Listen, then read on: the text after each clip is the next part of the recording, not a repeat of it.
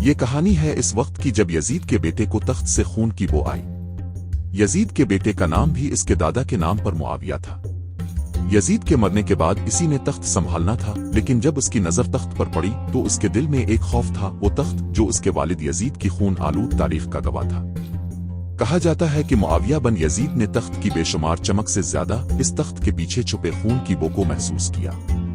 خون کی وہ بو صرف اس کے جسم میں نہیں بلکہ اس کے ذہن میں بھی گونج رہی تھی۔ معاویہ دوم جانتا تھا کہ تخت کی طاقت صرف حکومت اور اختیار کا نام نہیں بلکہ اس کے پیچھے خون کی ندیاں بہہ چکی ہیں۔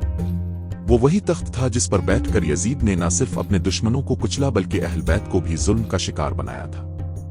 جب معاویہ دوم نے اس تخت پر بیٹھنے کا سوچا تو اس نے نہ صرف اپنی تقدیر کو بلکہ اپنے والد کے کیے گئے گناہوں کو بھی محسوس کیا۔ یہ وہ لمحہ تھا جب معاویہ نے اقتدار سے دستبرداری کا فیصلہ کیا۔ اس نے تخت کی طاقت کو نہ پایا بلکہ اسے اس کے پیچھے چھپے غم، خون اور درد کا احساس ہوا۔ وہ تخت جو پہلے اقتدار کی علامت تھا اب اسے ایک لعنت کی مانند محسوس ہونے لگا۔ آخرکار معاویہ دوم نے چند ہی مہینوں بعد اقتدار چھوڑ کر بھاگنے کا فیصلہ کیا۔ تخت کی یہ کرسی اس کے لیے ایک شکنجے کی مانند تھی جس سے بچنے کے لیے وہ دور دور تک چھپ گیا۔ وہ جان چکا تھا کہ سچائی کا سامنا کرنا ہی اصل طاقت ہے۔ یہ وہ کہانی ہے جس میں طاقت کا پیچھا کرنے والوں کو کبھی نہ ختم ہونے والی حقیقتوں کا سامنا کرنا پڑتا ہے۔